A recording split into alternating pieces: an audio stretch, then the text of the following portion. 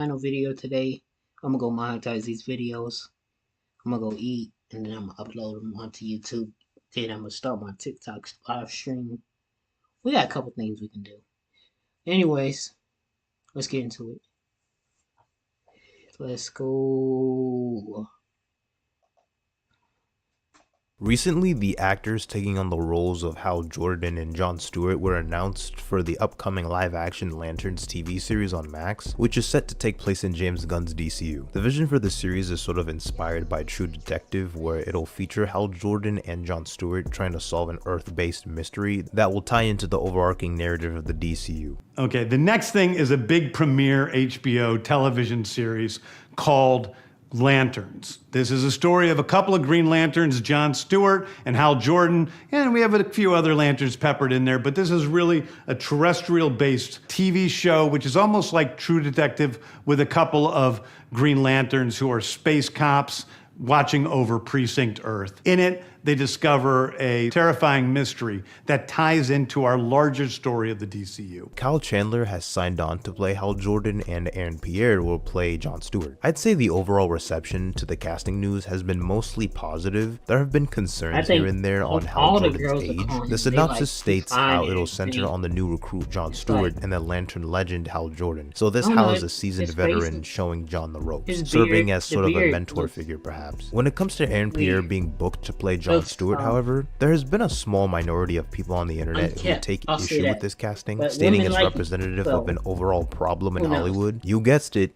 It's the chronic Twitter niggas saying a bunch of nonsense, the natural habitat of the mentally ill. Their complaints primarily stem from the fact that Aaron Pierre is quote-unquote too light-skinned to play Jon Stewart, and that they should have gone for a dark-skinned actor, saying that Aaron Pierre is part of the problem of colorism seen in modern-day Hollywood. This is a very moronic argument people are trying to make in criticizing the Jon Stewart casting. Colorism is a problem in the entertainment industry and has been for a while, but this casting news in particular is nowhere near representative of that issue. Let's take a quick look at the definition of colorism. Prejudice or discrimination against individuals with a dark skin tone, typically among people of the same ethnic or racial group. The reason why this has no correlation to who they chose to play Jon Stewart is because y'all are acting like they picked Aaron Pierre over another actor because he was light-skinned, which clearly isn't the case. People forget there were multiple actors who auditioned and were in the running for the role of Jon Stewart. The two frontrunners included both Aaron Pierre and Stephen James, who obviously has a darker complexion when compared to Aaron Pierre. By some of y'all's logic, Stephen James wouldn't have even made it this far into the casting process to the point where he almost got the role. Aaron Pierre didn't get the role because of his skin tone. They picked him because of his screen tests. That's how casting works. Your argument could have some validity to it if it was revealed that they chose one actor over another because of their lighter skin color, or if they were only looking for light-skinned male actors, but that's clearly not what happened here. They had two actors screen test for the role, and Aaron Pierre either did a better job or was more in line for what the casting directors were looking for in terms of performance. Maybe he had better on-screen chemistry with Kyle Chandler's Hal Jordan. Get this colorism nonsense out of here, dog. Some of these people also have the belief that James Gunn is just hiring people who were seen in a bunch of popular fan casts on Twitter, because beforehand Aaron Pierre had been some people's ideal fan cast to play Jon Stewart in the DCU. David Cornsweet as Superman was also a fan casting people had been wanting to see for a while. But if you genuinely believe James Gunn and the people at DC Studios went on Twitter and used that as justification to hire some of these actors, then you are not the brightest person in the room. You got a few screws loose. Definitely not the brightest crayon in the box. These people completely neglect the fact that there were multiple actors in the running for both Jon Stewart and Superman. Nicholas Hoult auditioned for Superman but ended up getting Lex Luthor, for example. Tom Brittney was also in the running for Superman. And like I said earlier, there were actors other than Aaron Pierre trying to play Jon Stewart. It's not like James Gunn went, yeah, Twitter said David Cornsweet, so let's go with him. They all had screen tests, and whoever delivered what the people in charge were looking for the best, they got the part.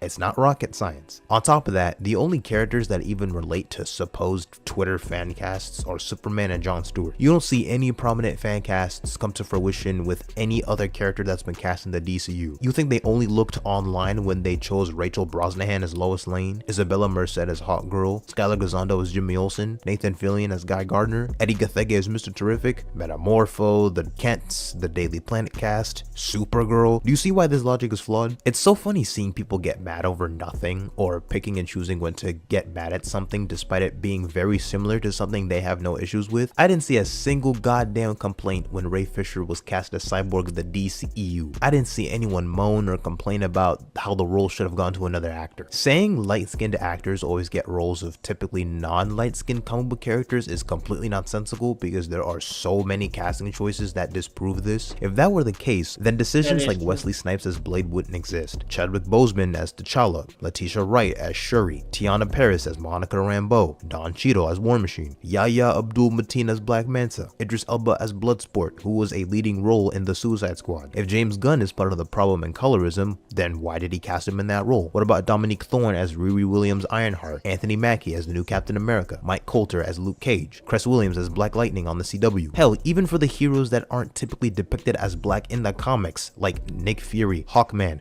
Jim Gordon from the Batman movie, all played by non-light-skinned black actors. But nah, it's only the light-skinned niggas who get these roles, right? Get the hell out of here with that bull. You niggas is just retarded. I've heard nothing but good things about Aaron Pierre's ability as an actor, and I'm sure he'll do a phenomenal job as Jon Stewart. Don't let some buffoons tell you otherwise. If you prefer that Jon Stewart be played by an actor with a darker complexion, then that's fine, and you are not in the wrong for thinking that. It's just incredibly disingenuous to say, oh my god, colorism, if an actor gets a role, which in doing so is disregarding Aaron Pierre's ability as an actor and trying to bring him down. Don't even try to come at me saying I'm on some coon behavior or anti-black for speaking the truth. Brody, you don't know me. You don't know about my West African family. You don't know me, bro. You don't know where I'm from, bro. You don't know me, bro. It's more than likely Jon Stewart will be the primary Green Lantern after Lanterns and a member of the Justice League, so whether you like it or not, he's here to stay. Crying about it has absolutely no impact on casting decisions or who gets to play what character. You are a chronically online individual. Damn, they doing that Joker movie dirty. This shit was trash.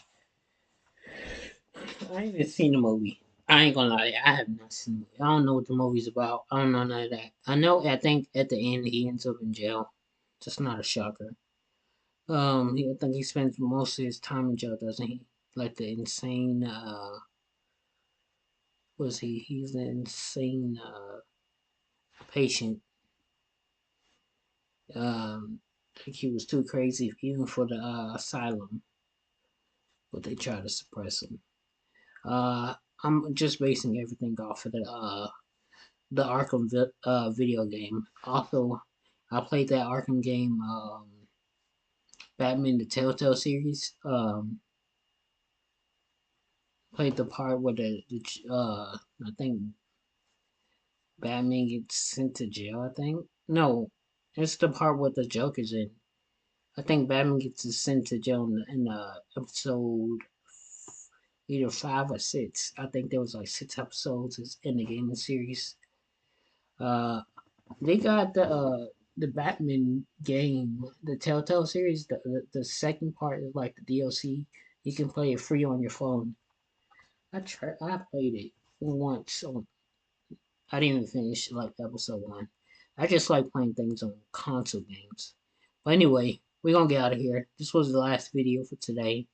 Appreciate everybody for joining in, and I'll see y'all in the next one.